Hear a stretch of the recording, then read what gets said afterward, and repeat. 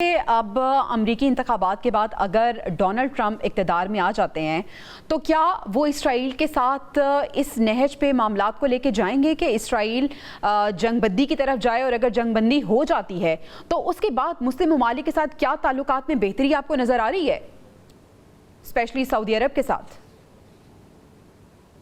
देखिए जी, अमेरिकन के आजकल बड़े सेंसिटिव टाइम पे ये ऑपरेशन चल रहा है। दोनों जो है वो इजराइल के सपोर्टर हैं, दोनों को इजराइल कम्युनिटी की जो है वो वोट चाहिए, उनकी फाइनेंशियल सपोर्ट भी चाहिए, और फिर इलेक्शन 1-2 महीने के बाद आ रहे हैं। इससे they're very cautious to fight any such Israel को नाराज करने के लिए। इजराइल का इशू ये है कि देखिए इजराइल के 3-4 टारगेट थे जिसके लिए वो उन्होंने ये अटैक किया। नंबर 1 था टारगेट उनका ये था कि किसी तरीके से हमास को इस ऑपरेशन के बाद हमेशा के लिए खामोश कर दे।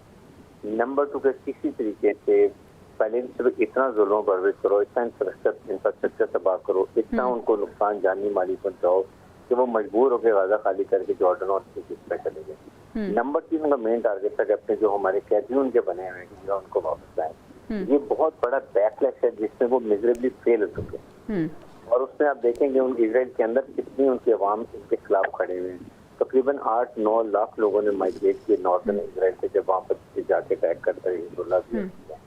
तो इस एक तो ये प्रेशर जो वो अचीव नहीं कर रहे हैं। नंबर 2 इसके लिए वो चाहते हैं कि आप इसको और एक्सपेंड करें। अमेरिका एक्सपेंशन नहीं चाहता, वो चाहता है कि लिमिटेड यहीं करें, बिकॉज ही नोज के जो हिजबुल्लाह वो भी नहीं खत्म हुआ, हमास अपनी जगह कायम है, और हुती जो यमन के वो भी कायम है। मीन्स के ये Israel basically has lost the war, ये नहीं अचीव कर सकता वट एवर द टारगेट उनके, बिना कैदी वापस आए, ना हमास खत्म हुआ, ना उनको पुश कर सके जॉर्डन इजिप्ट के अंदर। तो इस स्टेज के ऊपर इजराइल और फिर उसको इतनी सख्त पॉपुलेशन की आज लड़ाई खत्म होगी, नेक्स्ट डे नेतन्याहू की हुकूमत खत्म हो जाएगी, इतने लोग इससे नाराज हैं। नंबर 2 बात है, इसलिए वो चाह रहे हैं कि अब इसको एक्सपेंशन करे, कहीं ना कहीं वो रिजल्ट अचीव कर ले। तभी आपके सामने देखें इन्होंने जो साइबर अटैक किया है जिसमें बिल्कुल ब्रिगेडियर साहब, अगर हम पर्टिकुलरली इस मजमून की बात करें जिससे हमने आगाज़ किया था, तो ये बताएगा कि इस मजमून में जो बातें कही गई हैं, इस मजमून में इमरान खान को इसराइल का हिमायत याफ्ता करार दे दिया गया है। अवामी सतह पर हमने देखा है कि इमरान खान साहब इस बात को डिनाई कर चुके हैं और उन्होंने कभी भी इसराइल की हिमायत नहीं की है। लेकिन अगर अंदर खाते इस तरह की बातें हो रही हैं तो फिर तो ये दोगली पॉलिसी नहीं हुई, क्योंकि हमने ये भी देखा है कि खारजा पॉलिसीज़ के हवाले से भी वो बहुत स्ट्रॉन्ग स्टैंड रखते हैं।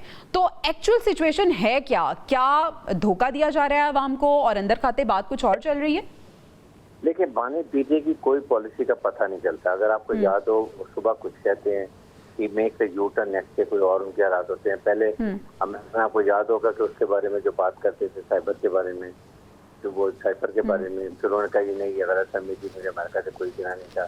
तो he is unpredictable, he is not clear what he wants to say. इस वक्त जब इतनी बड़ी बातें हो रही हैं और हुकूमत इसके ऊपर देखिए काफी चल रही है, तो खामोशी का मतलब क्या है कि कहीं ना कहीं वो कहते हैं ना कि कुछ कहीं ना कहीं तो पर्दा जारी है। अब आपकी अगर है और या कम और स्टेटली आप इस वक्त आपके अवाम, आपकी पार्टी के कारकुन आपसे मुतनफर होते जाएंगे अगर ये बात होगी कि ये खामोश रहते हैं और लोग इनके। अच्छा, सवाल ब्रिगेडियर साहब ये भी है कि आखिर इमरान खान को ही क्यों फेवरेट करार दिया जा रहा है?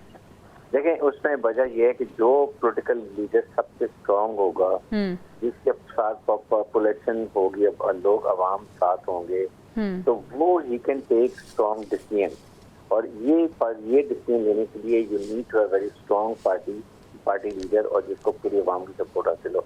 मेरे ख्याल में वो इसको कैच करना चाहते हैं, जिसकी वजह ये नॉट रियलाइजिंग कि इनएडवांटेज इमरान साहब के साथ बहुत दुश्मनी कर रहे हैं कि अगर ऐसी स्टेटमेंट आएगी, मुझे पता ही कौन इनको पावर में आने देगा, अवाम ही खिलाफ हो जाएंगे। कोई पाकिस्तान का अवाम, हुकूमत और एस्टैब्लिशमेंट इजाजत नहीं देगी कि इधर से किसी कोई भी ताल्लुकात की बात करे।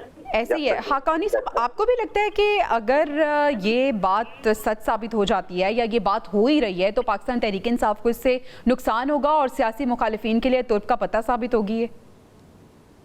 देखिए, मैं 2-3 बातें कहना चाहता हूँ। पहली बात तो ये अच्छी बात है, मेरी बिल्कुल क्लियर ओपिनियन ये है कि ये एक नॉनसेंस बात है। ये बात ही कहना मेरे ख्याल में आउट ऑफ डिबेट होनी चाहिए कि इमरान खान या चेयरमैन पीटीआई की अभी मोबे वतन नहीं है जो इसराइल के साथ होता है। ये बात इतनी कमजोर और नॉनसेंस है कि इस पे बात ही नहीं होनी चाहिए।